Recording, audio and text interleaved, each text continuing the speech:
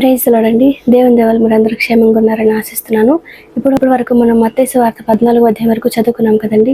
ఇవాళ మత్తయి సువార్త 15వ అధ్యాయము కొన్ని వచనాలు చదువుకునే ముందు ఒక చిన్న ప్రేయర్ చేసుకుందామండి. మహాపరిశుద్ధుడు అయిన యేసయ్య, నీకే వందనాలు తండ్రి. నాయన, ఇంతవరకు మమ్మల్ని సజీవ లెక్కలో పెట్టేసయ్య, నీ గురించి మాట్లాడుకునే అవకాశం ఇచ్చినందుకు నీకే వందనాలు తండ్రి. నాయన యేసయ్య, ఇప్పుడు మీ గురించి మాట్లాడుకోబోతుండగా ఎక్కడ ఏ తప్పు మాట్లాడకుండా యేసునామములో నా నోటికి మీ అగ్ని కంచె కావాలి ఉండును గాక. ఆమేన్.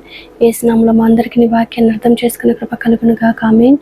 యేసునామములో అడుగుచున్నాం తండ్రి. ఆమేన్. ఇప్పటి వరకు మనం తెలుసుకున్నాం కదండి. బాప్తిస్మం ఇచ్చి యోహాను చంపబడిన తర్వాత ఆ సంగతి తెలుసుకున్న యేసయ్య ఏకాంతంగా ఉండడానికి అరణ్య ప్రాంతానికి వెళ్ళారు కదండి. యేసయ్య అరణ్య ప్రాంతానికి వెళ్ళారని తెలుసుకున్న ప్రజలందరూ కూడా యేసయ్యను వెంబడిస్తూ ఆయన వెంటే అరణ్య ప్రాంతానికి వెళ్ళారు కదండి. ఆ ప్రజలందరినీ స్వస్థపరిచి వారికి సువార్త ప్రకటించిన తర్వాత చాలా పొద్దుపోయిందని యేసయ్య వారందరికీ కూడా ఆహారాన్ని కూడా పెట్టారు కదండి.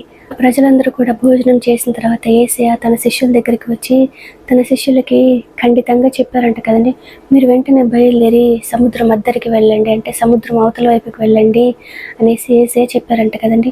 చెప్పినప్పుడు శిష్యులందరూ కూడా యేసయ్య చెప్పిన విధంగా తమ యొక్క ప్రయాణాన్ని పడవలో కొనసాగించారు కదండి.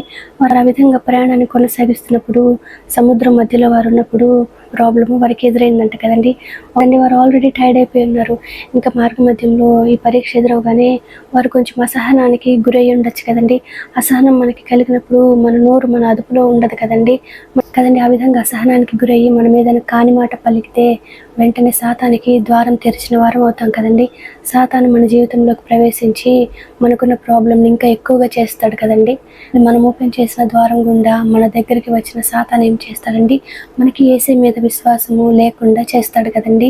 తమ జీవితంలో అనుకోకుండా ఎదురైన ఆ పరీక్షను బట్టి అసహనానికి గురయ్యి సాతానికి చోటు ఇచ్చిన సమయంలోనే యేసయ్య వారి దగ్గరికి అలల మీద నడుచుకుంటూ వెళ్ళిపోయారంట కదండి. వెళ్ళినప్పుడు యేసయ్యని చూసినప్పుడు ఆ శిష్యులందరూ కూడా ఏమంటున్నారండి, యేసయ్యని ఒక భూతం అని అనుకొని భయపడుతున్నారంట కదండి. వారు ఆ విధంగా భయపడుతున్నప్పుడు యేసయ్య ఏమన్నారని, మీరు భయపడకండి ఎందుకంటే వారితో చెప్పి వారి దోణిలో యేసయ్య అడుగు పెట్టినప్పుడు ఆ గాలి అంతా కూడా అణిగిపోయిందంట కదండి. మనం అనుకున్న సమయంలో మనకి పరీక్ష ఎదురైనప్పుడు మనకి నోరు ఉంది కదా అని మనం ఇష్టం వచ్చినట్టు మాట్లాడకుండా మన నోటిని కాచుకోవాలంట కదండి. మీ మాటలు కొద్దిగా ఉండవాలని అనేసి యేసయ్య చెప్తారు కదండి. మనకి కోపం వచ్చిందని మనం ఇష్టం వచ్చినట్టు మాట్లాడకూడదు కదండి. ఎందుకంటే మన మాటల వలన మనము సాతానికి ద్వారాన్ని తెరిచిన వారం అవుతాం కదండి. కాబట్టి మనకి పరీక్ష ఎదురైనప్పుడు మనకి ఏం అర్థం కానప్పుడు మనము సైలెంట్గా ఉండి యేసయ్య మీద నిరీక్షణ కలిగి ఉండడము ఎంతో మంచిది కదండి. ఆ విధంగా యేసయ్య ఇంకా ఆయన శిష్యులు గెన్నేసరత్ అనే ప్రాంతానికి చేరుకున్న తర్వాత యేసయ్య అక్కడ ఉన్న అనేక మంది రోగులని స్వస్థపరిచారంట కదండి. తర్వాత ఏం జరిగిందో మనం చూద్దామండి. మత్తయి సువార్త 15వ అధ్యాయము 1వ వచనము. ఆ సమయమున యెరూషలేము నుండి శాస్త్రులను పరిసయ్యులను యేసునొద్దకు వచ్చి, నీ శిష్యులు చేతులు కడుగుకొనకుండా భోజనము చేయుచున్నారే, వారెందు నిమిత్తము పెద్దల పారంపర్యాచారమును అతిక్రమించుచున్నారని అడిగిరి. అందుకాయన, మీరును మీ పారంపర్యాచారము నిమిత్తమై దేవుని ఆజ్ఞను ఎందుకు అతిక్రమించుచున్నారు? తల్లిదండ్రులను ఘనపరచుమనియు తండ్రినైనను తల్లినైనను దూషించువాడు తప్పక మరణము పొందవలెననియు దేవుడు సెలవిచ్చెను.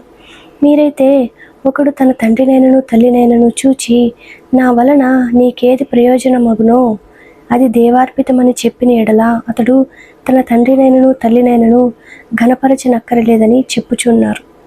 మీరు మీ పారంపర్యాచారం నిమిత్తము దేవుని వాక్యమును నిరర్ధకము చేయుచున్నారు. వేషధారులారా, ఈ ప్రజలు తమ పెదవులతో నన్ను ఘనపరచుదురు, కానీ వారి హృదయము నాకు దూరముగా ఉన్నది.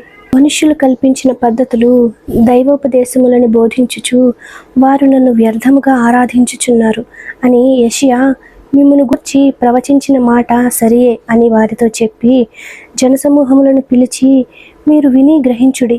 నోటపడునది మనుష్యుని అపవిత్రపరచదు, కానీ నోట నుండి వచ్చినదియే మనుష్యుని అపవిత్రపరచునని వారితో చెప్పెను కదండి. యేసయ్య ఏమని చెప్తున్నారంటే, నోట నుండి బయటకు వచ్చేదే మనిషిని అపవిత్రపరుస్తుందంట కదండి. కాబట్టి దీన్ని మనం జ్ఞాపకం పెట్టుకొని మన నోటిని కాచుకునే కృప యేసునామములో మనందరికీ కలుగును గాక. ఆమేన్. యేసునామములో మనందరికీ సమాధానం కలుగును గాక. ఆమేన్. ఇప్పటివరకు మనం చదువుకున్నాము మత్తయి సువార్త 15వ అధ్యాయము 1 నుండి 11వ వచనం వరకు. వాక్యాన్ని అర్థం చేసుకునే కృప యేసునామములో మనందరికీ కలుగును గాక. ఆమేన్. Praise the lord.